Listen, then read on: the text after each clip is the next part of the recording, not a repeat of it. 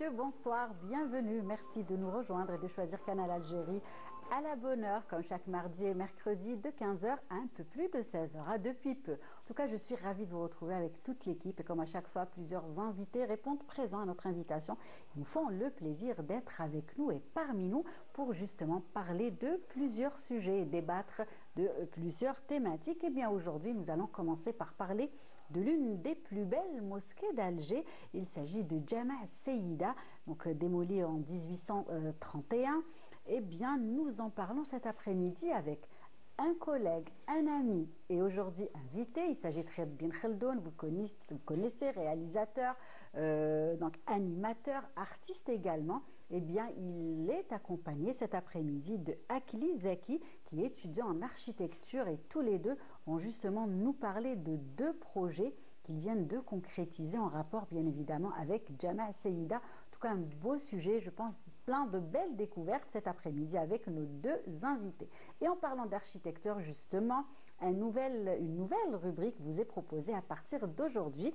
Alors, il s'agit de Inspiration Habitat. Alors, un espace aménagé et conçu par Yasmine Assari. Donc nous verrons de quoi il s'agit tout à l'heure et de quoi elle a choisi justement de nous parler pour cette première. En tout cas, nous sommes ravis de l'avoir avec nous dans l'émission. Et puis Wahida Salou Chérif et Mina sont également de la partie à travers leurs deux rubriques, plein de belles découvertes également. Donc Wahida Salou Chérif le mercredi, rappelez-vous, le saviez-vous, et Mina toujours dans le patrimoine et les belles histoires qui remontent à très longtemps. En tout cas, nous verrons tout à l'heure de quoi elle va nous parler et nous finirons par de la danse, parler du hip-hop contemporain. Et bien nous verrons de quoi il s'agit avec notre invité qui vient spécialement justement pour parler de son parcours et de toutes les belles choses qu'il a fait dans ce domaine. Il s'agit de Zakaria Rezel qui nous fait le plaisir d'être avec nous cet après-midi. Voilà donc le programme de l'émission, très riche comme à chaque fois. Et avant de recevoir tout ce beau monde de la musique, bien évidemment, et on revient juste après. À tout de suite.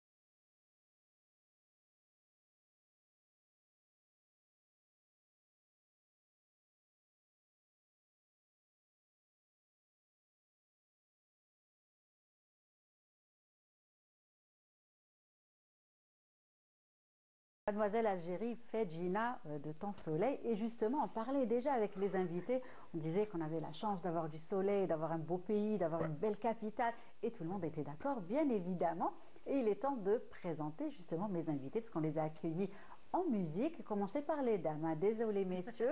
Alors, avec plaisir. La toute nouvelle arrivée, hein. Alors Yasmine Assari, comment ça va? Merci, bonjour d'abord, pardon. Voilà, bah, ça va bien. Bienvenue, en tout cas, Merci. nous sommes ravis de vous avoir avec nous. Bah, heureuse aussi, je suis très heureuse de participer déjà à l'émission et de présenter donc la nouvelle rubrique. Voilà, donc vous avez baptisé Inspiration Habitat. Tout à fait, Voilà, inspiration. vous avez eu le temps d'y réfléchir et aujourd'hui vous êtes arrivé avec ce bel intitulé, j'ai envie de dire. En tout cas, nous sommes ravis. Ça va nous faire du bien justement, quelques astuces déco, des conseils pratiques aussi au quotidien pour un petit peu nos maisons, voilà, nos intérieurs en tout cas. Nous sommes ravis et merci d'être avec nous. Et puis Wahida est également avec nous cet après-midi, comme chaque mercredi. Comment ça va? Ça va, alhamdoulilah, tranquille. Depuis hier? Bah, super. Et Voilà, puis, je suis donc- contente de me retrouver avec Oui, encore une fois, Oui. voilà, encore Wahida, une j'allais fois. dire l'unique, Wahida. Voilà, encore une fois, Kherdine Khaldoun nous fait le plaisir d'être avec nous. Comment ça va? Wallah, alhamdoulilah. Merci comme à Alhamdoulilah. chaque fois, c'est un vrai plaisir de partager Bah, avec vous. C'est moi. partager Kherdine et surtout qu'à chaque fois, vous venez avec de belles choses, de beaux projets, Alhamdoulilah. des nouveautés, j'ai envie de dire, vous êtes toujours à la page. On Vous ne essaye. vous arrêtez pas. Eh bien, on verra justement de quoi il s'agit cet après-midi. Et vous n'êtes pas tout seul, encore mieux. Vous avez fait mieux encore Oui. cette fois-ci, puisque vous êtes accompagné de, alors, Ekli Zeki, étudiant en architecture. Comment ça va? Moi je vais bien, je suis content. Alhamdulillah. Ça se voit que vous êtes ça se voit. C'est la première fois que Oui, vous participez à une émission télé? En effet. Voilà, très bien. En tout cas, on sait que vous aimez ce que vous faites. Et donc, vous avez eu le temps d'échanger hein, depuis que vous êtes arrivé. Et aujourd'hui, c'est vraiment des plateaux complémentaires, puisque Yasmine est architecte. Elle vous devance un petit peu, puisqu'elle. Voilà. Donc, on va voir les échanges qu'il va y avoir justement cet après-midi. On va commencer avec vous, messieurs. Hein. Donc, je disais tout à l'heure qu'on allait parler de l'une des plus belles mosquées. Hein. Alors, Mesjid Seyida. Ouais. Alors, peut-être la présenter un petit ouais, peu, allez ouais. à vous l'honneur. Hein. Alors c'est pas nous qui avons dit que c'est la plus belle mosquée, donc Exact. on se réfère à un ouvrage. C'est ça. Un ouvrage qui présente les mosquées de l'époque l'époque ottomane. Mhm. Et donc, selon la description, c'était l'une des plus belles mosquées de l'intérieur. Oui, c'est D'ailleurs, même les personnes qui l'ont démolie l'ont dit. Oui. Ils ont dit Oui. que c'était l'une des plus belles mosquées. Voilà. C'est ça. Voilà. Malheureusement, justement, cette Qui a été mosquée a démolie, été ouais, démolie ouais, en en 1831, Oui, c'est le ça. tout Hein. premier édifice qui a été démoli à la Casbah. D'accord, Oui. très bien. Et justement, tous les deux, vous vous êtes intéressés hein, à cette mosquée de très près, Oui, j'ai envie de oui, dire, oui. n'est-ce pas, Kherdine, à travers deux projets. Hein. Alors déjà, il y a l'aspect audiovisuel, j'ai envie Voilà. de dire, télé, avec vous, Kherdine. Oui, donc moi j'étais agréablement surpris de par l'histoire que Saki m'avait raconté une fois avoir D'accord. accompli notre petite prière. Oui. La grande mosquée, c'était ça. Ouais. Oui. Après, on ressort, il me fait sortir cette histoire des colonnes. Voilà. On voit les colonnes en marbre qui sont Les magnifiques, colonnes en marbre, hein, sculptées. Oui, de la colonne de la mosquée Saïda. Le péristyle, il y a 19 colonnades qui soutenaient l'intérieur de la mosquée. Voilà. D'accord. Donc, Yasmine, vous connaissiez? Oui, oui. Voilà, hein, vous savez de quoi il parle là. En fait, de voir leur travail, parce qu'ils m'en ont parlé tout à l'heure et vraiment, d'ailleurs, je les félicite tout d'abord pour Merci. ce grand travail, parce que je sais que c'est laborieux voilà. et c'est un grand travail de recherche. Donc, Ouais. d'abord, félicitations et bravo de nous faire partager Bien en fait. sûr, Et ce tout qui à fait. était vraiment intéressant avec la mosquée Saïda, c'est qu'elle constitue un puzzle. L'intérêt, et Yasmine pourra le confirmer, c'est-à-dire que si on avait les plans et les coupes, Oui. ça ne porterait pas grand intérêt Ouais. de restituer la mosquée Saïda. fait. Reconstruire en 3D, c'est ça. oui. Mais C'est avec ça. la mosquée, on avait une pièce au niveau du musée des Antiquités, on avait les colonnes et un dessin, une iconographie avant et pendant la démolition. Et un mimbar Oui. à la nouvelle Mimbar. mosquée aussi. Oui, Donc, si vous voulez, d'accord. ces éléments ont été déplacés. D'accord. Donc, Bah, c'est déjà oui. ça, c'est déjà bien, Regrouper non? tout ça, Voilà, faire un c'est travail déjà une de- bonne oui. chose. un travail de recherche très très engagé. Exact. Donc surtout Zaki et aussi on a un autre membre. Oui. Oui, Ah, il notre manque quelqu'un. énormément Il de manque travail. quelqu'un. Oui, c'est Sofiane. qui a apporté D'accord. sa pierre à l'édifice, une Beaucoup. grande pierre. hein. Oui. C'était la clé de voûte. Ouais, donc c'était la D'accord. reconstruction en 3D du Ben là, on bâtiment. est en train de voir les qu'on a vu, images. hein. Là, c'est voilà. voilà. Donc là, on voit comment vous pendant la travaillez. démolition, c'est un dessin Mhm. qui a été fait. D'accord. Voilà, donc on peut voir à gauche Dar Sultan, Oui. voilà, ainsi que la mosquée Seyida. D'accord. Donc, c'est deux projets. Il s'agit là de deux projets. Alors, une maquette 3D Ouais. et Le film documentaire qui accompagnait, à de vrai dire. Khaireddine. Alors, on va donner le titre. Ah, d'ailleurs, d'abord, on va commencer par le titre. Il faudrait que je Intriguant, lise. Hein. intriguant. Voilà, faudrait que je le lise. Désolée. Alors, le cœur de la Casbah d'Alger, 3.0, pardon, 2 points. Quand le virtuel sert le réel. Alors, pourquoi déjà avoir choisi ce titre, Khair? Ben, je pense que c'est un Vous êtes titre- concerté ou c'était votre Alors, idée il y avait, je pense, 2 propositions. D'accord. Après, j'en parle à Zaki. Mhm. Je lui dis qu'est-ce que tu en penses, parce que je me dis que ce titre s'imposait. Parce que quand même, il D'accord. s'agit d'un film documentaire. Oui, On n'est pas un peu dans le délire, un peu de la suggestion, donc il faut être un peu Tout plus à fait. précis. Hein. exact. Donc voilà, pour 3.0, je me dis que faire revivre une mosquée qui a complètement disparu, rien Exact. qu'avec quelques éléments d'information, mais C'est quand même, vrai. c'est des éléments qui sont fiables, bien sûr. Mhm. Donc oui, pourquoi ne pas proposer donc, un travail technologique, voilà, C'est ça. pour faire revivre une partie de l'histoire algérienne. Quand même, c'est la toute première mosquée, c'est le tout premier bâtiment qui a été détruit de la basse Casbah. Oui, ouais. Donc pourquoi ne pas Bien voilà, sûr, penser à tout à ce fait. titre Ça un peu. mérite bien Ouais. évidemment cette recherche, ce travail. Donc, Khaireddine, est-ce que vous avez travaillé ensemble déjà pour concrétiser ces 2 projets qui sont quand même différents ou alors, complémentaires? Il y a déjà une amitié en dehors de. Déjà, oui, ça on l'avait compris, Donc, puisque on c'est s'est parti rencontrés, je pense. après Salette déjà, hein, à partir de Mais la on fin s- d'une prière. On s'est rencontrés, je pense que c'était en 2022. C'était pour photographier des bâtiments. Voilà, bah c'était voilà. au niveau du Clos Toujours, Salambier, de toujours. mon quartier. Donc- Vous êtes des grands amoureux hein, de Ah oui, la l'architecture, capitale, c'est- l'architecture. Et je voilà. peux le dire et le redire, Notre moi art. j'ai une admiration particulière pour les architectes parce que je trouve Oui. que c'est des profils polyvalents et très complets. Exact. Pourquoi? Parce qu'ils ont. Yasmine, ça va, ça Ah va oui, oui. réchauffer.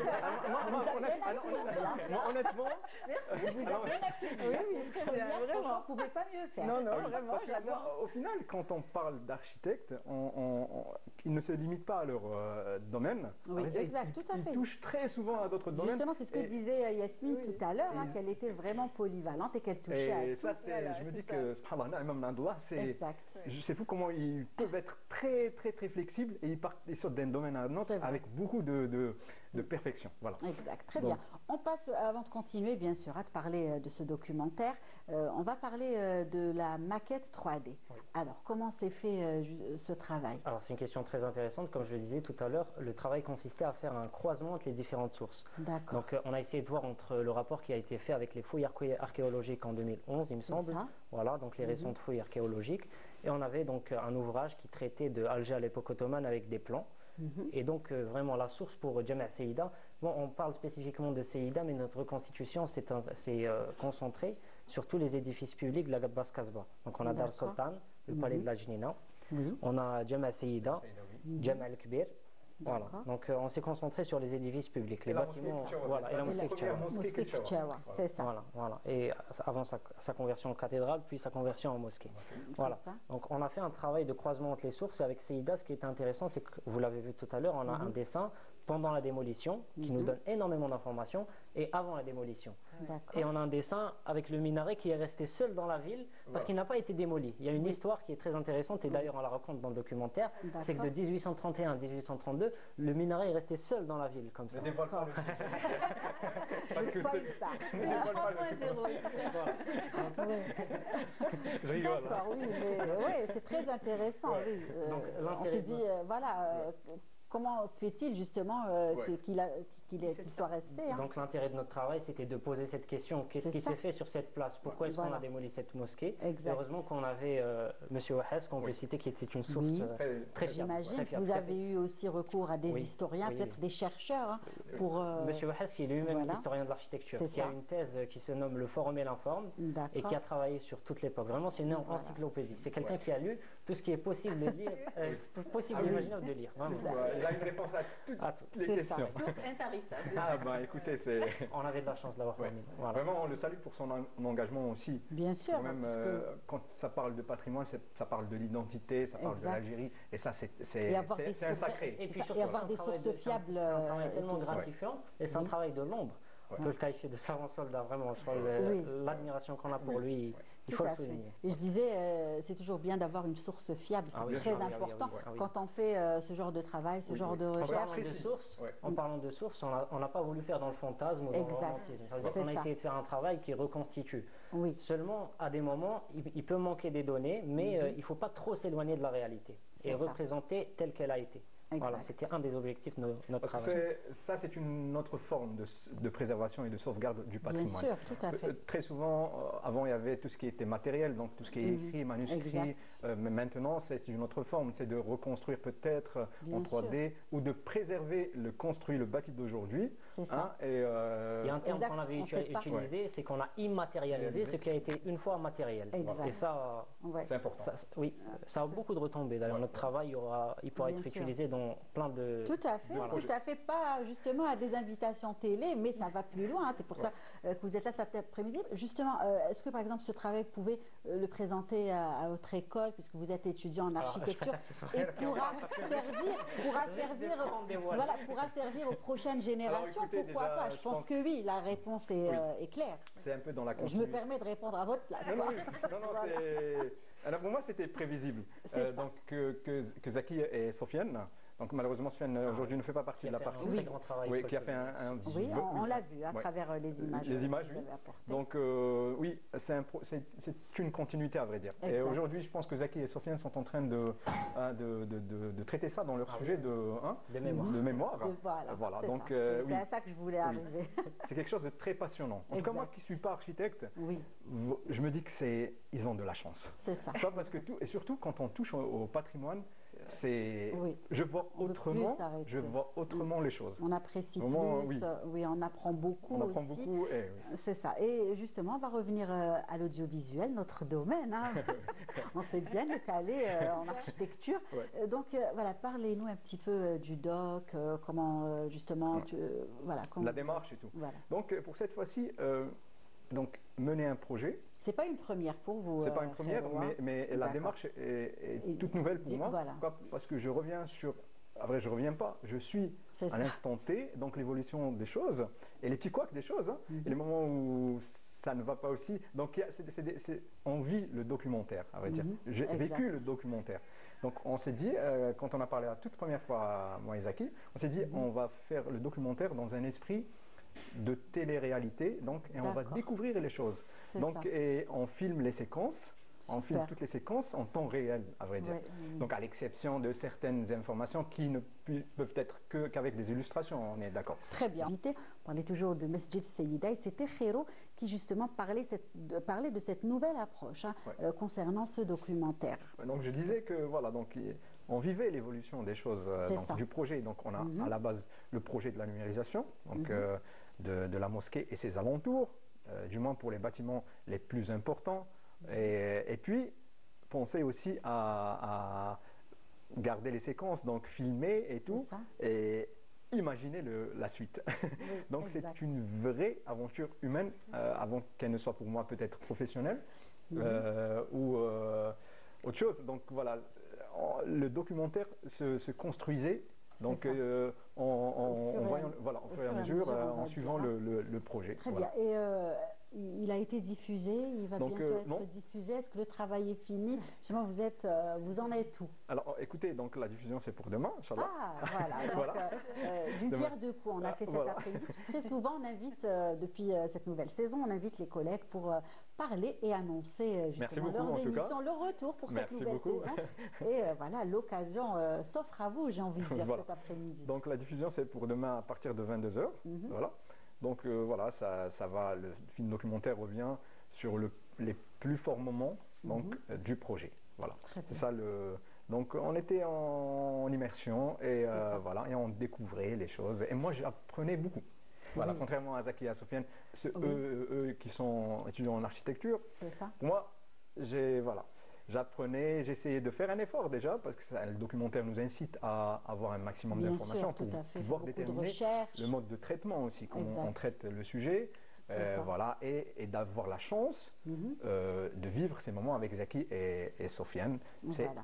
extraordinaire. Très bien. Et justement, la durée du documentaire? C'est un 40 minutes. D'accord. J'ai 40 été, minutes, j'ai hein. été à aux besoins du documentaire. C'est ça. Je ne me suis pas Voilà, programmé pour avoir une durée pas précise. fixé, Voilà, justement voilà. un timing bien précis. Je me suis dit, je vais aux besoins du documentaire et quand on voit qu'il y a un aboutissement, nous trois, donc là on se décide de dire que c'est, bien sûr, c'est un documentaire avec une fin ouverte parce que le travail continue. On souhaite avoir plus d'informations sur le bâtiment, mais pas que, sur tous les alentours. Et puis, donc, c'est une fin qui est... Bon, je vous laisse voir ça. Voilà, oui, c'est bien sûr, le rendez-vous est pris. Demain, première diffusion justement, du documentaire intitulé, on rappelle, Le cœur de la Casbah d'Alger 3.0, quand le virtuel sert le réel. On va revenir peut-être justement à Mesjid Seyida, qui malheureusement a été démoli, n'est-ce pas? Mais en même temps, sinon vous n'auriez pas eu toutes ces belles choses à nous proposer cet après-midi. Donc oui, il a été démoli en 1831 par un architecte qui s'appelle François Luvigny. Et ce même architecte, donc on en parle dans le documentaire, a été le premier à construire le tout premier bâtiment construit. Donc Seyida, c'est le tout premier bâtiment détruit par Luvigny. Et il a construit un actuel restaurant maintenant. C'est un temple néo-grec. Et c'est le seul bâtiment qu'il a construit. Oui, c'est le seul bâtiment qu'il a construit. Pour l'anecdote, oui. Donc c'est un temple néo-grec pour annoncer aux arrivants d'Alger un retour à la romanisation. Voilà. Et c'est aussi dans la continuité des objectifs quand ils ont démoli Seyida. Enfin, ça reste toujours au statut de l'hypothèse en histoire. Bien sûr. Mais selon Rachid Ouahez, donc c'est un retour au forum. Quand on a démoli Mesjid Seyida, c'est pour faire une place.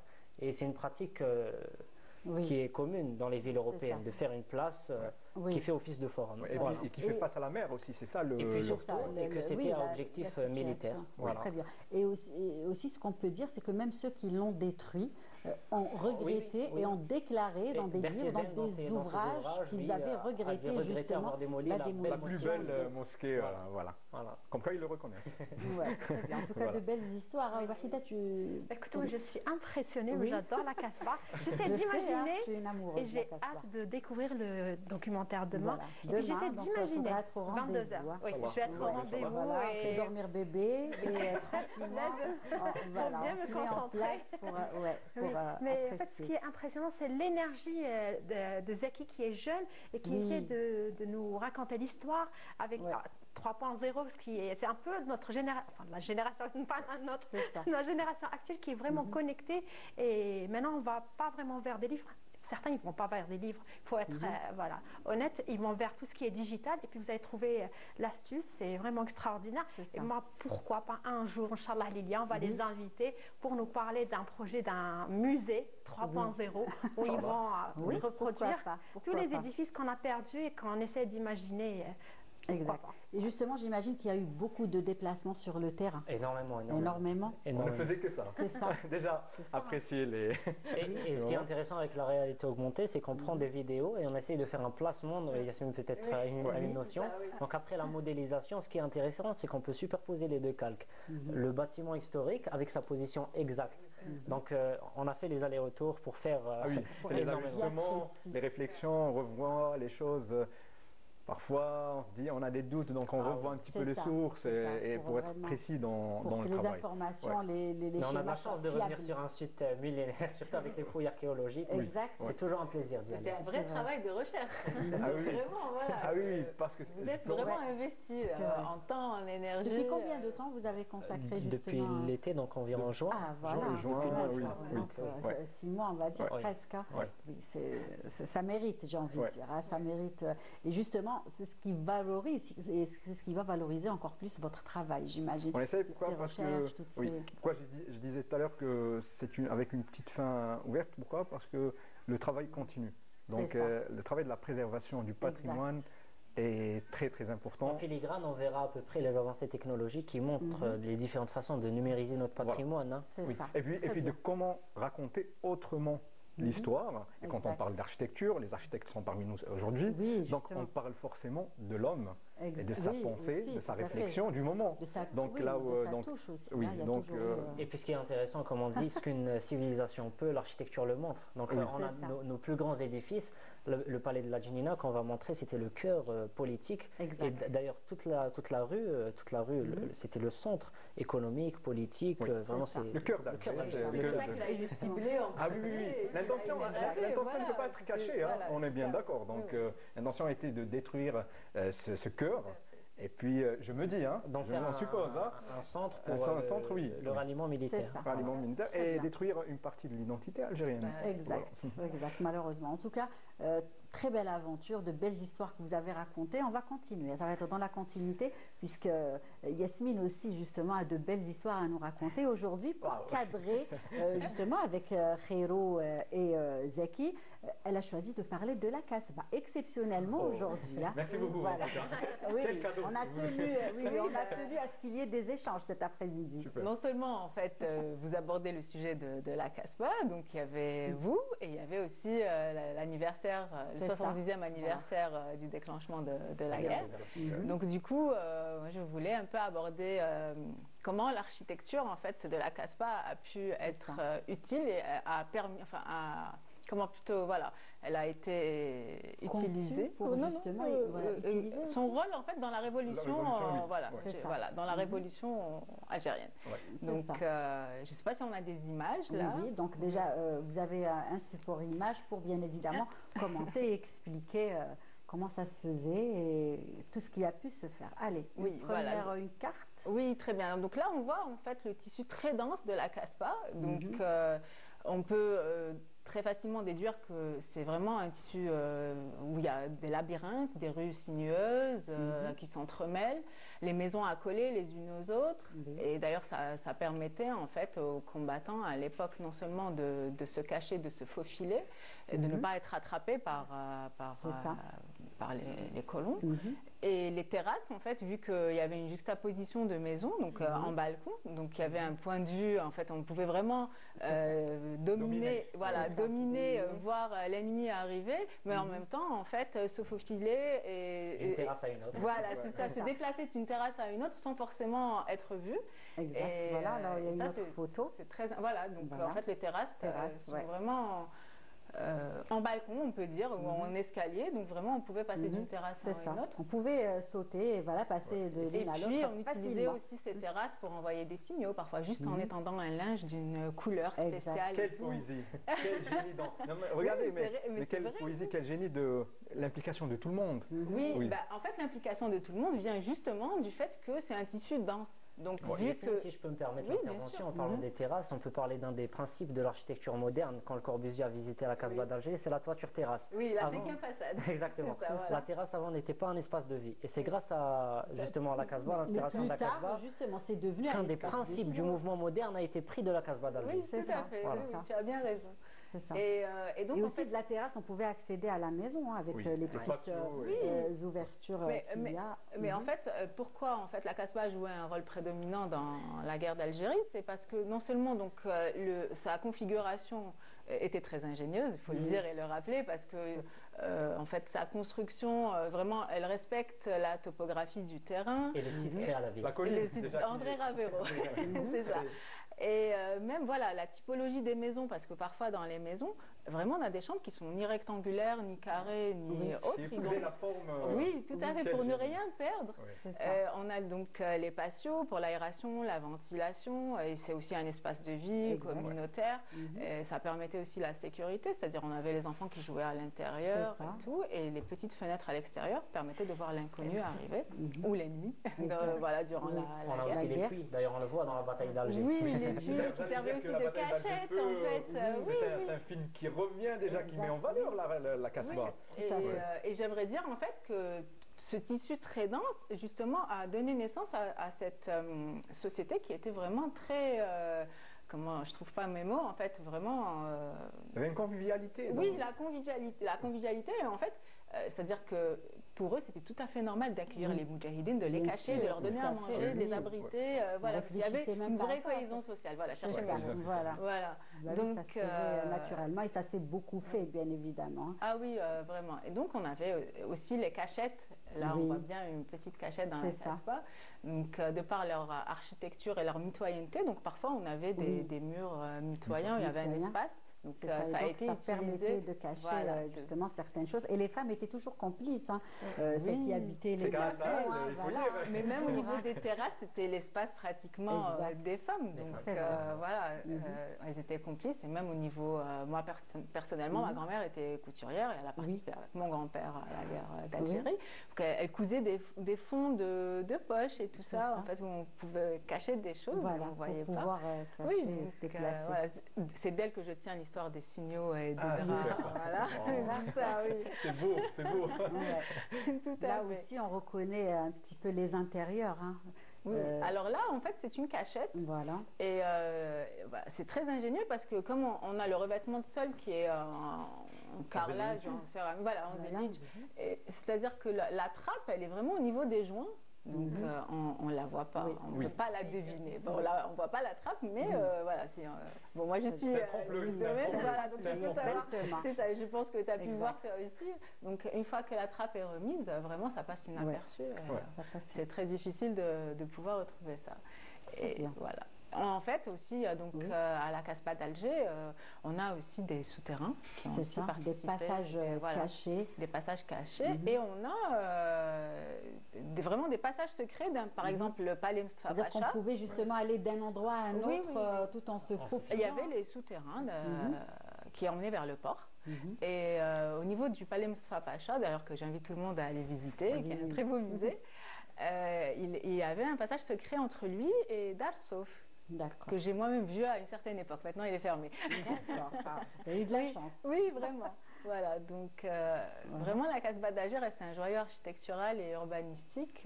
C'est vraiment une leçon d'architecture. Qui a inspiré beaucoup de personnes. Oui. Dans le Corbusier, il faut le dire. En tout cas, merci beaucoup pour cette rubrique. Non, mais voilà, donc aujourd'hui spécialement parce que c'est pour la commémoration du 70e anniversaire de l'Algérie, mais dans cette rubrique, donc, on va voir en fait des astuces, des conseils, des astuces de décoration, des tendances. Vous allez parler du patrimoine? Oui, en fait, on va parler d'architecture intérieure et de design. Super. Voilà. Et justement, Yasmine, vous êtes architecte. Oui, je suis architecte, j'ai un magistère en urbanisme et je suis designer aussi. Voilà. Justement, on a de la chance parce qu'on pourra aborder toutes ces thématiques avec vous chaque mardi et mercredi, c'est ça? C'est ça, tout à fait. Voilà, donc aujourd'hui, on a cadré avec l'actualité des invités, avec Khero et Zaki, donc, et on a décidé de parler de la Casbah d'Alger et que justement, voilà, à l'occasion du 70e anniversaire du déclenchement de la guerre, de la révolution algérienne, donc la Casbah d'Alger a aussi servi et beaucoup de personnes, bien évidemment, ont fait plein de belles choses au niveau de la Casbah d'Alger. Donc merci Yasmine, on va continuer, hein, c'est pas fini avec Wahida cette fois-ci. Hein. Mais juste avant, on va découvrir un reportage et on revient. Allez.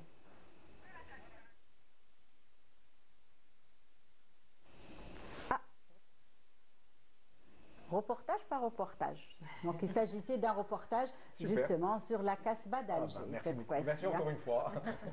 Juste derrière cette porte de Dar al-Mahrousa, la maison de maître, la propriété de celui qui est considéré comme une référence mémorielle de la Casbah, Hadj Zoubir, qui a eu l'amabilité de nous ouvrir la porte de sa somptueuse demeure. C'est une maison de maître, oui. Mais le maître, il n'était pas bien riche. Donc, il n'était pas bien riche, sinon il aurait Hadj Zoubir n'a peut-être pas recouvert sa maison entièrement de marbre, mais il lui a été d'un grand secours. Classée en zone rouge, cette maison risquait de s'effondrer à tout moment. Mais cet homme remarquable a décidé d'agir et d'entamer les travaux de rénovation avec ses propres fonds. وانا ما عنديش مسيو 10%. انا نخلص من المكتوبي والمكتوبي. D'une superficie d'environ 200 mètres carrés, cette bâtisse a été rénovée dans les règles de l'art et dans le moindre détail. واش بلاصه خليتها قولي لي في الدار هذيك اش بلاصه خليتها قاع جست عليها. شوفي لهنا لصقوا بالمرصو وشفتي في السقيفه هذاك بالطرف هكذا يلصق. روحوا سكننا هنا.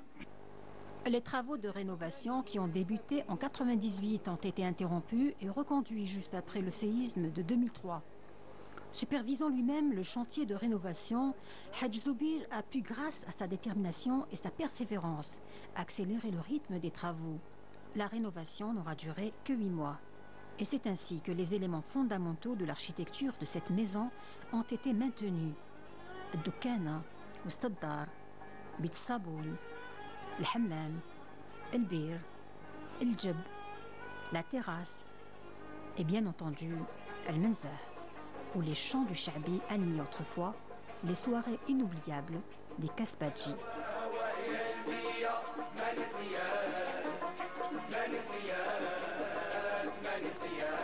En voyant le résultat de cette importante rénovation, l'on se dit qu'elle a forcément coûté une vraie fortune. Mais qu'en est-il réellement?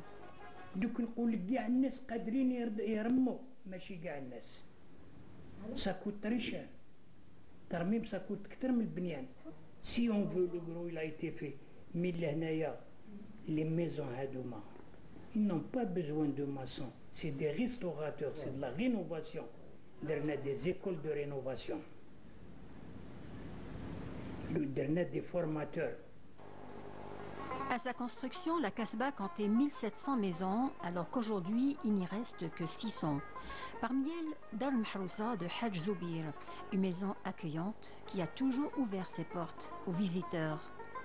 L'amour du propriétaire pour sa demeure lui a valu l'admiration et la reconnaissance de tous les Kasbadji pour sa détermination à sauver un patrimoine en péril et sa participation à la mise en valeur de la Kasbah, gardienne de la mémoire d'Alger. Voilà donc, et le reportage est réalisé par Jezia Bayou. Voilà, plusieurs lieux. Hein. De toute façon, il y a tellement de choses à voir, tellement de choses à dire aussi, n'est-ce pas? C'est ce qui est millénaire. Hein. Ah oui, on en parlait tout à l'heure, Alger. Oui. C'est une ville à part, en tout cas. C'est un sentiment, c'est une dimension. Et quand on parle de la Kasbah, c'est un sacré. C'est un sacré, donc la Kasbah, c'est... D'ailleurs, l'histoire de la ville se matérialise à travers une coupe archéologique. On peut voir les différentes couches, les différentes strates de l'histoire. Et tout en bas, on a la ville Icosium. Et plus on monte, oui, voilà, Djezaïr Ben Oumzrana, jusqu'à l'époque actuelle. C'est une coupe qui fait 7 mètres. Hein. 7 mètres, oui. C'est impressionnant. C'est impressionnant. C'est impressionnant. Et justement, Zeki, donc on revient à ce travail en 3D, à ce projet. Il est fini? Oui. Achevé? Enfin, c'est un travail qui ne pourra jamais être achevé parce que c'est des millénaires d'histoire. Donc, c'est un travail très ambitieux, mais si on prend une partie et qu'on se concentre sur les édifices publics, on peut dire qu'on l'a achevé. Voilà, satisfait? Satisfait, oui, il faut toujours être satisfait. Les deux? Tout content, oui. Tout content, satisfait. Parce qu'une action dans la préservation du patrimoine ne peut que nous laisser heureux et puis ambitieux. Donc c'est ça. Et puis c'est un message en filigrane parce que c'est tout le monde qui peut participer à la numérisation du patrimoine, surtout maintenant avec la démocratisation des technologies et on le montre d'ailleurs. Dans maintenant, le documentaire, une simple personne avec son téléphone peut participer à la numérisation du patrimoine. De sa bâtisse, faire les relevés. Et ça va encore plus se démocratiser avec la réalité augmentée. Voilà. Et l'implication de l'intelligence artificielle, peut-être un jour dans l'étude du sol et de la reconstruction. Oui. Et justement, aussi la différence, Réo, cette fois-ci, vous avez travaillé seul? C'est bien ça? Oui. Voilà, avec les moyens du bord, j'ai envie de dire. Oui, pourquoi? Parce que pour une raison, déjà que j'étais en congé. Voilà. Et quand c'est qui me fait sortir cette superbe histoire. C'est ça. Et puis, pour le jaloux que je suis, donc. Oui, vous n'avez pas voulu perdre de temps. Une mosquée détruite, la toute première, et puis c'est très symbolique. Il y a de la matière. Voilà, donc, même si elle est détruite, bizarrement, mais il y a de la matière. Il y a de la matière, et puis pourquoi ne pas mener cette action et participer à la préservation? Donc, on était obligé de travailler avec les moyens du bord, avec les moyens un smartphone. Oui, pourquoi? Parce que c'était à des moments un peu non prévus, donc inattendus. Donc, filmer des séquences, donc un peu au moment opportun. Voilà, donc, aussi. un peu, donc, mais bien sûr tout en gardant la qualité de l'image et du son bien évidemment, qui vont avec les normes d'un film documentaire et les normes de la télévision. Donc voilà, donc on a essayé de vivre ces moments et une très belle expérience. Donc quand on veut, on peut. Voilà. Ah ben oui. Même avec un téléphone, un smartphone, mais en tout cas quand on veut, on peut. Et surtout de l'huile de coude. D'accord. En tout cas, merci d'être venu partager ce beau projet avec nous, hein. Donc qui est en 2 temps, j'ai envie de dire, donc documentaire et maquette 3D de Masjid Saïda. Et on continue. Wahida aussi va rester dans le thème, j'ai envie de dire, cet après-midi. Jingle ou pas jingle pour le saviez-vous? Pas jingle, non. Allez, alors on enchaîne directement. Alors, Lilia, elle connaît mon amour envers la Casbah et tout ce qui est patrimoine. Merci. D'ailleurs, quand on se rencontre, c'est ça. Ça parle de préservation, ça parle de... Et c'est important voilà. Pour notre génération aussi. Et on parle depuis tout à l'heure de la Casbah. La Casbah, c'est l'endroit emblématique d'Alger, de l'Algérie, je dirais même. Mais savez-vous qu'il y a plusieurs Casbahs en Algérie? Bien évidemment. Oui. Voilà, il y a plusieurs Casbahs en Algérie. Écoute, il ne faut pas le dire parce que nous avons deux architectes avec nous. Et moi et Lilia, je ne sais pas si on va s'en sortir. C'est pas grave. Allez, je vais vous épargner les quiz. Alors, on va commencer par la Casbah de Mila. Donc, la Casbah de Mila, elle est construite sur une colline. Pour les architectes, vous pouvez m'en rajouter. Parce que moi, j'ai vu du côté touristique, on va dire, admiratif, mais vous pouvez ajouter votre touche technique. Voilà. Donc, ce qui donne... la Casbah de Mila, je fais ressortir mes émotions. La Casbah de Mila, elle est construite sur une colline, ce qui lui donne une vue dominante sur les environs. On a remarqué sur toutes les Casbahs, on choisit vraiment l'emplacement pour pouvoir les construire. En fait, ils ont toujours une raison bien précise. Souvent, c'est pour dominer l'entourage, c'est pour voir ce qui se passe autour d'eux. C'est très important. Des raisons sécuritaires. Exactement. Exactement. Voilà. Et toujours, les ruelles, elles sont étroites. Donc, celle de Mila, elle a des ruelles étroites. Oui. Des maisons en pierre et des passages qui sont couverts. Ce qui différencie celle de la Casbah d'Alger. Elle se distingue par ces maisons qui sont typiques, construites en pierre avec des toits et en bois et en tuiles. Il n'y a pas de terrasse. Les murs. Savoir-faire méditerranéen en fait. C'est tout le bassin méditerranéen qui construit de la sorte. Exactement. Et alors par rapport aux murs, les murs ils sont épais qui permettent de garder une température agréable à l'intérieur. Quand il fait chaud, donc la maison elle va être rafraîchie. Quand il fait froid, la maison elle reste bien réchauffée. Donc les maisons sont dotées de petites cours à l'intérieur.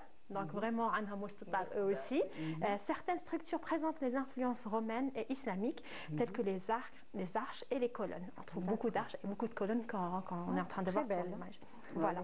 Il y a aussi une autre Casbah. Je pense que vous avez visité la Casbah. Exactement, la Casbah de Delles. Oui, d'accord. C'est une très très belle Casbah. Connue, elle est aussi connue, contrairement à la première. Exactement.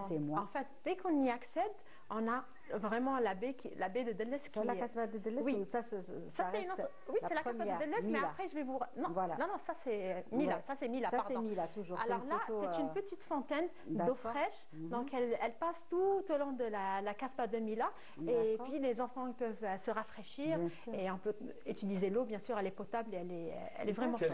Oui, le système hydraulique avec les différents aqueducs, il est vraiment. Et puis c'est des petits passages, on se demande d'où ça passe et c'est vraiment impressionnant. Et puis l'eau, elle est vraiment, elle est fraîche, mais aussi.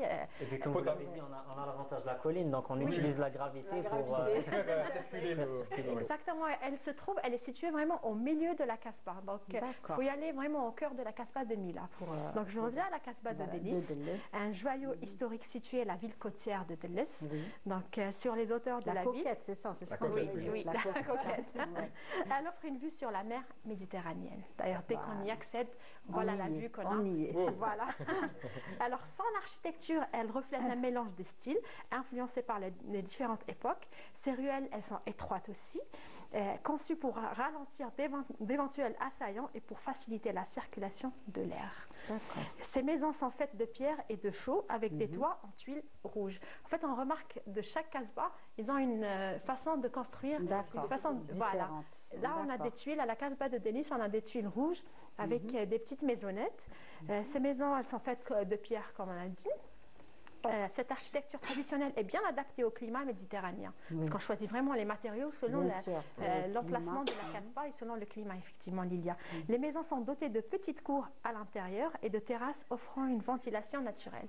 Donc on a des toutes petites terrasses, elles ne sont pas aussi grandes des terrasses par rapport à celles de la Casbah d'Alger, mais il y a de petites terrasses où de temps à autre on peut apprécier. On peut passer un moment convivial. Exactement. Ou alors les enfants s'amuser. Ou alors tout ça. Je pense qu'il faut aussi parler de la magie du matériau qui est la chaux. Il y a Yasmine, peut-être en parler. La chaux, c'est un matériau magique.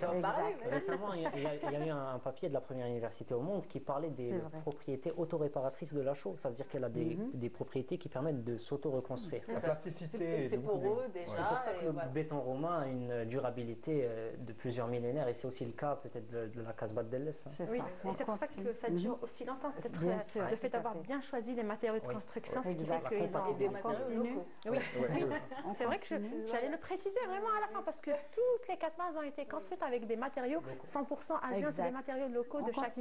Donc là, oui, on a une autre Casbah, c'est la Casbah de Béjaïa. Allez, on va faire celle de Béjaïa.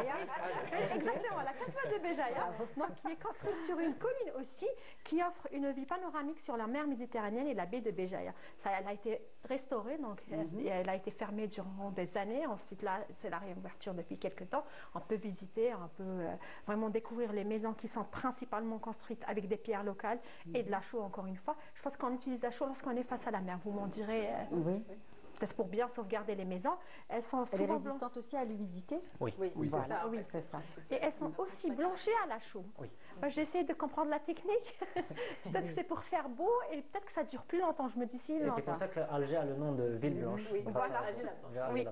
Voilà. Et tandis que certains bâtiments montrent des touches d'influence andalouse avec des arcs. On trouve toujours des arcs. On a toujours cette touche andalouse. Donc on retrouve souvent des arcs un peu partout, des colonnes et des décorations de céramique. On a ce lidj qui est présent un peu partout. D'accord. Voilà. Il y a aussi une dernière Casbah que je vous ai choisie. Attends, on va laisser Zaki pour voir s'il va faire un sans faute cet après-midi. Je ne prendrai pas le risque. Voilà. On ne parle pas de Qal'at Bani Hamad. On a parlé de Mila, donc... Allez, je n'ai pas loin. C'est ici, là. Allez, ça y est. Alors, c'est Constantine. Voilà, la Casbah de Constantine. Ah oui, les suiqat, exactement. Construite sur un plateau rocheux et bordé de ravins profonds, la Casbah de Constantine est constituée d'un réseau complexe de ruelles et de passages étroits qui suivent les courbes de la géographie de la ville. En fait, on s'adapte selon le plateau de la construction. Donc, c'est très important. Et les maisons traditionnelles construites en pierre et en bois, contrairement à Alger et à Mila, donc, et même à Délice, et leurs cours intérieures, elles sont décorées de mosaïques, ce qui rappelle l'influence méditerranéenne. Encore une fois, Zlidj est encore présent partout dans toutes les Casbahs de l'Algérie.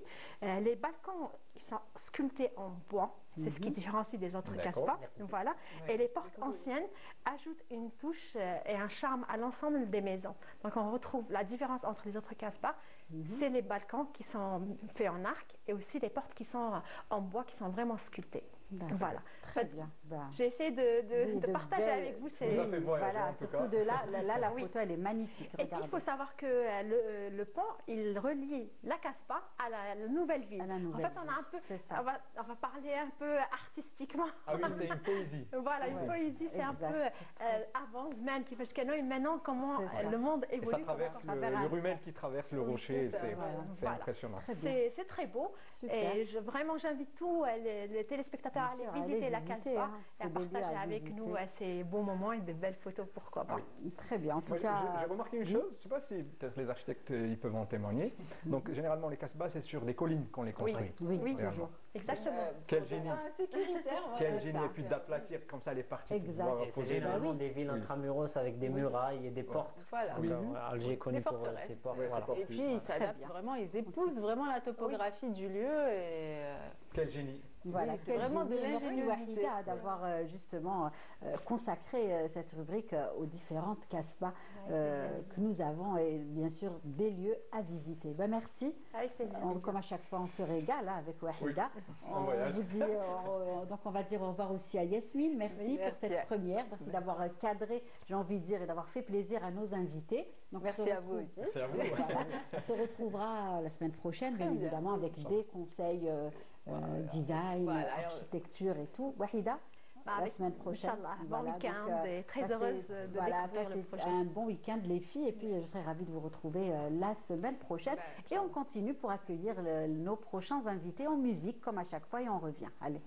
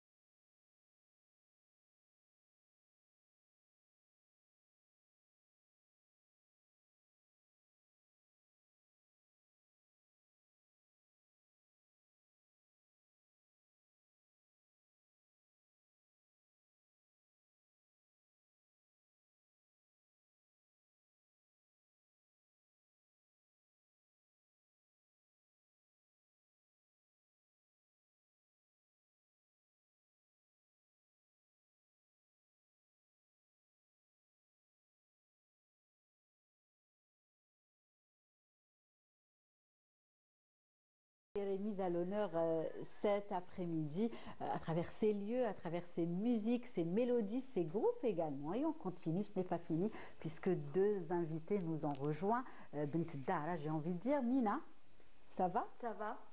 Ravie de te retrouver. Merci. Voilà, et aujourd'hui, il y a aussi un jeune talent qui est avec nous, parce qu'à chaque fois, on met en avant, bien évidemment, le savoir-faire de nos jeunes, et c'est donc Baby, donc c'est nom d'artiste. Babi. Babi, pardon. Comment ça va? Ça va très bien. Merci d'avoir accepté notre invitation. Merci. En tout cas, et c'est Zakaria Razel. Donc voilà, et aujourd'hui avec vous on va parler, alors Khairo, c'est un tout autre thème, hein. On va apprendre beaucoup de choses avec lui justement, oui, parce que lui aussi fait de belles choses dans son domaine, hein. Il s'agit du hip-hop acrobate, n'est-ce pas, puisque vous faites une belle carrière dans ce domaine avec cette danse. Alors est-ce que déjà vous pouvez nous expliquer qu'est-ce que le hip-hop acrobate? Alors c'est un mélange de capoeira et un peu de tout, tous les styles de combat, c'est surtout genre de capoeira, de gymnastique, c'est un peu de tout. D'accord, très bien. Et comment vous avez découvert ce style à vos débuts? On va revenir peut-être un petit peu à vos débuts. C'était en 2003. D'accord. J'ai commencé par faire un peu des acrobaties et j'ai commencé à faire du judo. D'accord. Et c'était comme ça, petit à petit, et j'ai développé. Voilà, vous avez développé. Et est-ce que justement vous avez eu à faire des écoles, à faire des formations, des stages déjà pour justement un petit peu évoluer? C'était pas du tout. Non. J'ai commencé tout seul. Vous êtes vraiment autodidacte. Et après, c'était en 2007. On a même Maqam Shahid. Il y avait aussi des jeunes comme moi qui... le lieu s'y prête. L'agora, au niveau de l'agora, voilà, exactement, on avait les mêmes passions et tout. C'est plat, et on peut le dire. Voilà, exactement, c'est ça. Donc après, on a commencé petit à petit. Après, ça a développé beaucoup ici en Algérie. Donc on a commencé à faire des compétitions et tout. Justement, il y a des jeunes qui s'intéressent. Oui, maintenant, parce que le breakdance, maintenant, aucun fait les Jeux Olympiques. C'est ça. Donc, oui, on a pu voir. On parle de culture b-boy. On est d'accord. Exactement. Donc, il y avait plein maintenant des b-boys qui participaient aux Jeux Olympiques et tout. Et donc c'est un sport. C'est un sport qu'autre chose. Donc on peut faire vraiment beaucoup de choses en s'initiant à cette discipline, j'ai envie de dire. On bat دوكاتيك انت justement زدت طورتها وزدت de belles choses اللي يعني داوك تشارك مع des artistes, de grands artistes à l'international, n'est-ce pas? Est-ce que vous pensez que ça allait arriver? Non. Non. En fait, moi, quand j'ai commencé à faire... oui, aussi. Voilà. J'ai commencé à faire des compétitions en Zaïre. Et après, c'était la première fois que j'ai réussi... c'était une invitation. C'était dans une compétition à l'international. Voilà, on voit des images. Khairo, Zek, regardez. Je te vois pas faire ça. Je rêve de faire ça, je vais pour l'anecdote. C'est vrai que la dernière édition des Jeux Olympiques, on a pu vraiment découvrir voilà, et voir les talents, c'est impressionnant. Oui. Donc voilà la première invitation. Justement, l'international.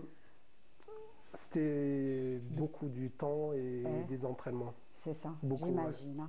Après, on a fait beaucoup des événements ici en Algérie. On a travaillé on a beaucoup travaillé. C'est vrai. Et après, c'était petit à petit où on a développé.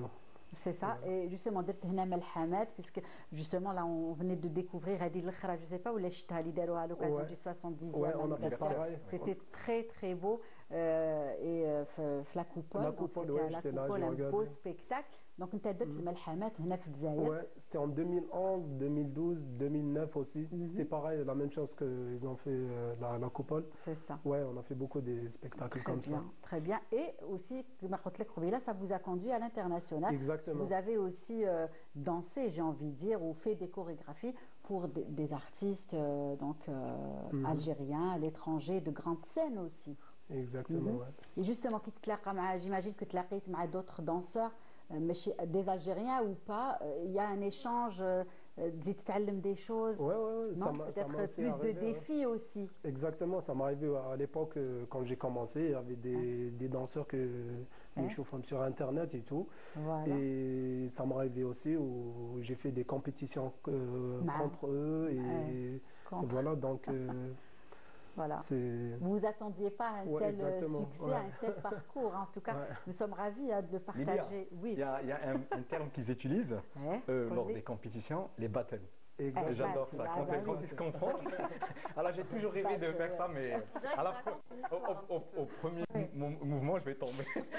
Parce que non, mais vraiment, les battles, c'est quelque chose. Parce que c'est la culture b-boy, une culture très très intéressante et qui évolue. Avec les nouvelles chorégraphies. Et donc, je sais que lors des battles, il y a de très très belles choses à voir. Parce que ça augmente la motivation. Et donc, quand on voit l'autre faire, nous, on essaie de... Exactement, c'est ça. Parlez-nous un petit peu de ce moment-là du battle. Les battles, moi, à l'époque, quand j'ai commencé, je regardais les battles, j'avais des cassettes et tout. Il y avait un grand événement, c'était le... Oui. Donc c'était un championnat du monde où j'ai regardé. Ça c'est à Brooklyn, c'est le bridge de Brooklyn. Exactement. Oui. Wow. Magnifique. Oui. Donc il y avait une compétition, c'était la championnat du monde. À l'époque j'avais cette championnat, je la regarde dans une cassette et tout. Et en 2019, on a construit un groupe. C'était avec mes potes, il y avait des Algériens dedans et tout. Et on a gagné cette championnat du monde. On était champion du monde en 2019. Vous êtes champion du monde, c'est ça. Et en 2022, on était vice-champion du monde. Bravo, franchement, un très beau parcours. C'était un rêve aussi. Oui, et justement, vous partagez cette passion aujourd'hui avec des jeunes qui veulent s'initier, qui aiment ça, qui aiment apprendre, puisque vous faites aussi des stages et vous permettez à des jeunes de se perfectionner.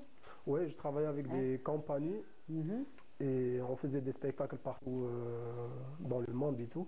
Et à chaque fois qu'on voyage, donc ils demandent genre un stage, un truc comme ça. Et c'était moi, j'étais comme le prof, quoi. Exact. Alors que j'ai pas commencé dans une école, j'ai commencé tout seul. C'est pas votre cas. Voilà. Maintenant, donc champion du monde, vice-champion du monde, participer à des battles, j'ai envie de dire, à l'international, participer aussi à des spectacles, à des concerts avec des artistes très connus, algériens et étrangers. Un beau parcours. Qu'est-ce qu'on peut vous souhaiter cet après-midi de plus? Pour l'instant, j'ai fait un projet ici. Ça n'a rien à voir avec le domaine artistique, mais là, les jeunes Algériens, on a une école pour des coiffeurs et tout. C'est une formation qui dure genre 10 jours. Tu as ton diplôme agréé par l'État. Très bien. Donc ça ne prend pas du temps. En même temps, c'est pour les jeunes Algériens, Inch'Allah. Très bien. En tout cas, merci. On rappelle bien évidemment que vous êtes là pour aussi participer à une émission de Canal Algérie avec notre collègue Hakim Elfgoum. Donc une émission qu'on va découvrir très bientôt. Voilà. Merci d'avoir participé, d'avoir partagé tout ça avec nous. Et on continue avant de finir avec Mina et la rubrique sans jingle cette fois-ci. Allez. Ah, sans jingle. Oui, sans jingle. Il y en aura sans jingle. T'as pris beaucoup de jingle, Mina. Tu parles trop. Allez, vous voulez... allez-y. Non, alors, allez, sans jingle, on va dire. Il n'y a pas de souci. On continue notre série sur la poterie et les signes amazigh. Donc, on sait que depuis des siècles, l'artisanat berbère ne cesse de se développer, évidemment. Poterie, bijoux, tapis, peinture. On retrouve des signes berbères dans chacune de ces pièces, un signe qui a évidemment une signification. Ces motifs sont non seulement esthétiques, mais ils ont un rôle spirituel. C'est la transmission d'histoire, de tradition, de manière visuelle. Donc les motifs et les signes berbères varient évidemment d'une région à une autre, selon la forme et la couleur. On commence, Lilia, avec ce motif, c'est filet de pêcheur, donc il symbolise la capture, donc les traits verticaux à l'intérieur, donc en fait c'est les poissons. Voilà. C'est de gros poissons pris dans le filet, donc c'est un symbole de protection et aussi c'est un signe de sécurité. Donc on continue avec le deuxième symbole, c'est le scorpion.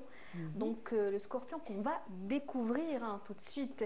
Voilà, c'est le scorpion. Donc il symbolise le mal et la vengeance, mais aussi le courage, l'endurance, et il préserve du mauvais œil.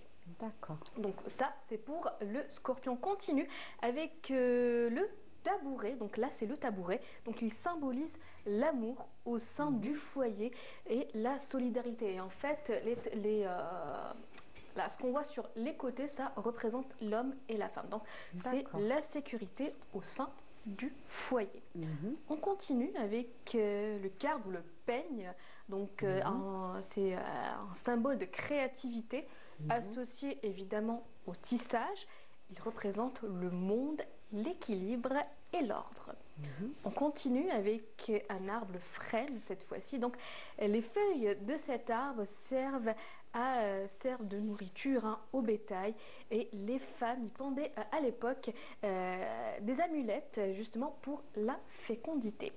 On continue avec le palmier, c'est l'avant-dernier symbole, donc le palmier. Donc on y retrouve des dates, symbole de la douceur. On associe la date également à la naissance de l'enfant. Et on termine avec un symbole très très présent dans la culture, dans notre culture, c'est l'olivier. Évidemment, donc c'est un symbole de force, de tranquillité et de bienfaisance. D'accord. De belles significations. De très très belles significations. Vous connaissez ces symboles? Je ne connaissais pas personnellement. D'accord, donc c'est des symboles qu'on trouve justement dans les... Toi, tu devais connaître. Un petit peu, oui. Un petit peu. Mais vraiment, ces symboles, ils sont repris dans les travaux, les œuvres artistiques aussi. Donc ça, c'était Mina? Alors ça, c'est l'olivier. L'olivier, voilà. Donc c'est le dernier symbole, donc c'est l'olivier qui représente la force. D'accord, voilà. Donc justement, je disais que c'était des symboles qu'on retrouvait sur les poteries, des objets qu'on a à la maison, des assiettes, des jarres, et on ne connaissait pas. Comme quoi ça dialoguait, ça s'exprimait à travers les ustensiles. Ça racontait une histoire. Ça racontait une histoire, et dans certaines poteries, on peut retrouver des symboles pour protéger le foyer, la femme, l'enfant. C'est impressionnant là. On devrait en avoir un ou deux. Khalifa vous dit que c'est une belle idée pour le prochain doc. Voilà, vous ratez rien. Oui, ça raconte beaucoup d'histoires, et donc pourquoi ne pas s'intéresser à ce volet de l'histoire de l'Algérie. Khalifa, tu avais raison. Donc voilà, on continue. Très bien. Zakaria, on va continuer peut-être un petit peu avec vous. Justement, est-ce qu'il faut être sportif pour faire ça? Est-ce que par exemple on peut être un peu fort et faire ce que vous faites ou non? C'est que la physiologie est importante, c'est un critère. Ça demande beaucoup de physique. Oui. Donc minimum, il faut faire un sport de combat avant ou un truc comme ça. Si, ça va faire et Mina, tu dis pas pour nous. On ne peut pas savoir, Mina. Écoute, j'aimerais bien voir ça. Moi, j'ai beaucoup fait du sport avant. J'ai fait du judo, j'ai fait du taekwondo, alors que... les arts martiaux en général. J'ai un diplôme d'entraîneur de taekwondo, j'ai beaucoup fait de taekwondo. Je pense qu'il faut une agilité dès le plus bas âge. Oui, c'est-à-dire exactement. C'est comme le grand écart, c'est compliqué. Oui. Il faut qu'il y ait l'élasticité du corps, c'est ça. Voilà, exactement, les critères. Ça se travaille. Pour qu'on puisse réussir dans cette... voilà, quels sont les critères? C'est-à-dire grand, sportif, avoir une... Peu importe, grand, petit ou... ça va, la taille... Non, ça va, c'est juste... il faut faire un minimum un sport de combat pour que ça aide un peu. Après, après c'est une passion. Voilà, et c'est le fait de pratiquer aussi. Beaucoup. Souvent, se fixer des objectifs, des challenges pour... Exactement. Moi, je me rappelle, à l'époque, je m'entraîne genre de midi jusqu'à 23h, normal. Passer toute la journée à en faire que ça. Parce que c'est une passion, c'est un truc qu'on aime à faire ça. C'est ça. Après, on n'a jamais pensé qu'on va aller loin ou ça va nous porter d'argent ou quoi que ce soit. Exact. On faisait ça parce qu'on aime ça. Vous aimiez ça. Et aujourd'hui, vous représentez aussi une belle région d'Algérie, puisque vous venez du Djelfa. Oui, c'est ça, vous êtes originaire. On a beaucoup parlé de la Casbah, d'Alger, aussi il y a même aujourd'hui la région de Djelfa. Cette belle région est mise en avant à travers notre invité. Donc plein de belles choses en tout cas qu'on vous souhaite. Et on sait aussi que vous avez plein de projets ici en Algérie. Et justement, c'est pour ça que vous êtes là avec nous cet après-midi. Et on va vous redécouvrir une autre fois avec notre collègue, donc Hakim Lekboum, pour une belle émission qui sera diffusée très prochainement sur Canal Algérie. On continue les garçons. J'ai envie de poser une question à notre cher invité. Quel est votre... Qu'est-ce que vous affectionnez comme mouvement dans la culture b-boy? Quel mouvement vous aimez le plus? Alors, c'est tout ce quelle chorégraphie, voilà. Tout ce qui est, on dit ça en anglais, power move. D'accord. Genre, c'est des mouvements les plus durs de break, c'est tout ce qui est Thomas, je ne sais pas ce que vous connaissez. Dans l'air, c'est-à-dire qu'il faut être, non? C'est un peu ça, ouais. En fait, c'est des rotations complètes sur les... sur les mains. Ouais, c'est bien ça, ouais. Tu peux le faire, non?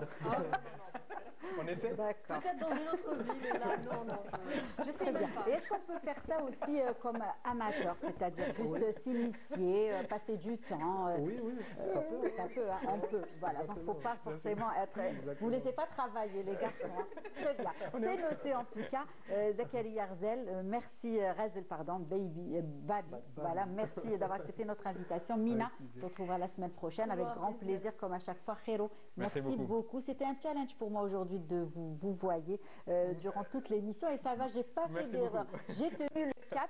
Merci à Ekli Zeki. En tout cas, nous avons été ravis de vous avoir avec nous et merci à vous de nous avoir suivis. Nous aurons bien évidemment le plaisir de vous retrouver dès la semaine prochaine, toujours à la bonne heure. D'ici là, très bonne suite des programmes.